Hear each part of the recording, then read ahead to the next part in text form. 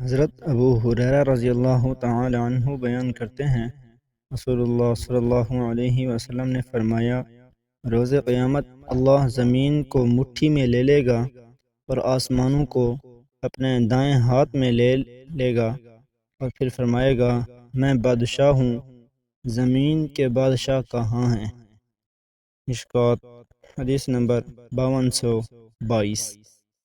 حضرت عائشہ رضی اللہ تعالی عنہ بیان کرتی ہیں، میں نے رسول اللہ صلی اللہ علیہ وسلم سے اللہ تعالی کے اس فرمان، اس روز زمین کو دوسری زمین سے بدل دیا جائے گا کے متعلق دریافت کیا کہ اس روز لوگ کہاں ہوں گے؟ فرمایا، پل پر۔ رواہ مسلم، مشکوٰۃ حدیث نمبر 5225۔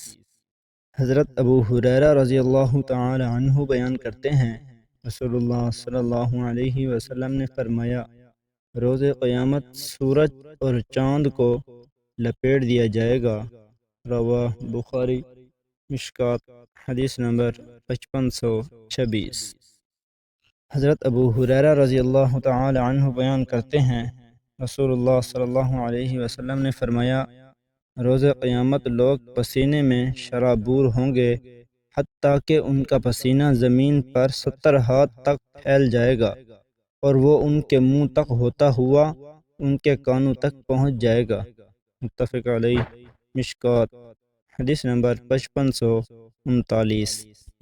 حضرت ابن عمر رضی اللہ تعالی عنہ بیان کرتے ہیں، رسول اللہ صلی اللہ علیہ وسلم نے فرمایا، جو شخص روز قیامت کا آنکھوں دیکھا منظر دیکھنا پسند کرتا ہو تو وہ سورۃ التکویر، انفطار، انشقاق کی تلاوت کرے۔ رواہ احمد، مشکوٰۃ حدیث نمبر 5547۔ حضرت ابو موسیٰ رضی اللہ تعالی عنہ بیان کرتے ہیں، رسول اللہ صلی اللہ علیہ وسلم نے فرمایا، جب قیامت کا دن ہوگا تو اللہ ہر مسلمان کو ایک یہودی یا ایک عیسائی دے گا اور فرمائے گا، اس کے بدلے میں جہنم کی آگ سے تیری آزادی ہے۔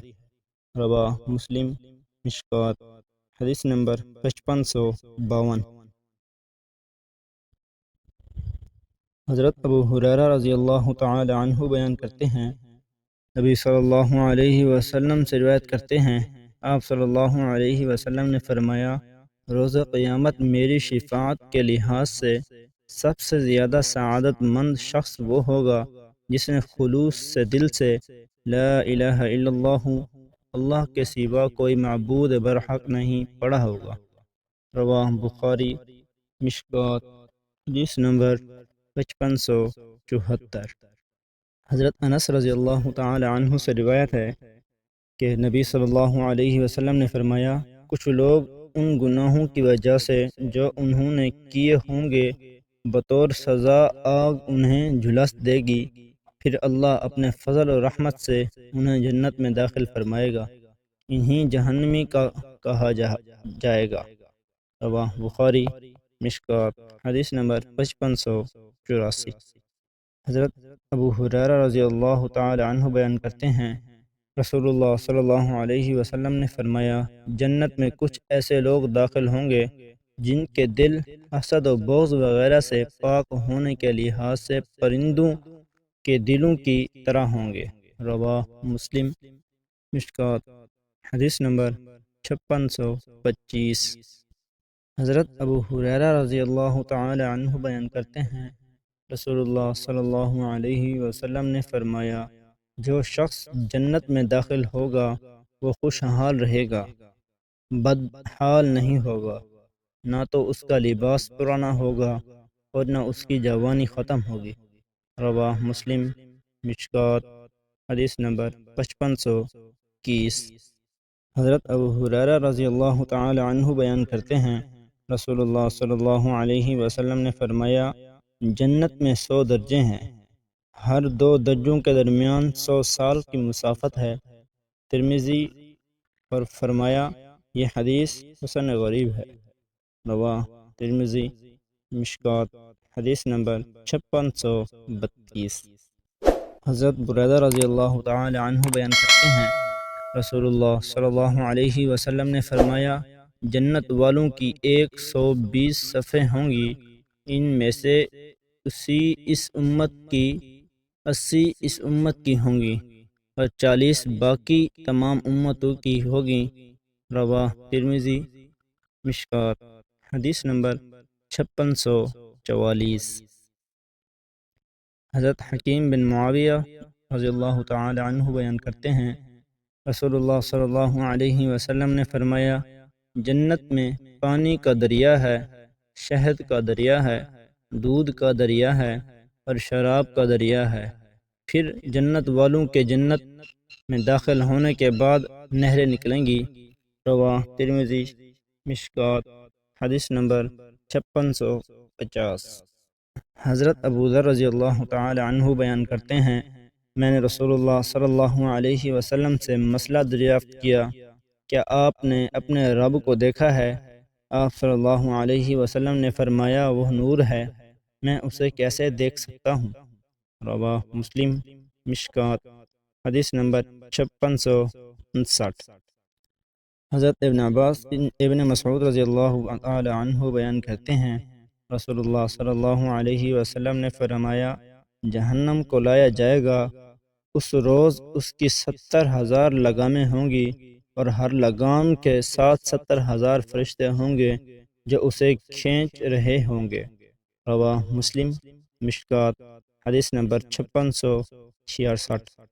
حضرت ابن عباس رضی اللہ تعالی عنہ بیان کرتے ہیں رسول اللہ صلی اللہ علیہ وسلم نے فرمایا جہنم والوں میں سے سب سے ہلکا عذاب ابو طالب کو ہوگا، اس نے آگ کی 2 جوتے پہنے ہوں گے، ان سے اس کا دماغ کھولے گا۔ رواہ بخاری مشکات حدیث نمبر 5668۔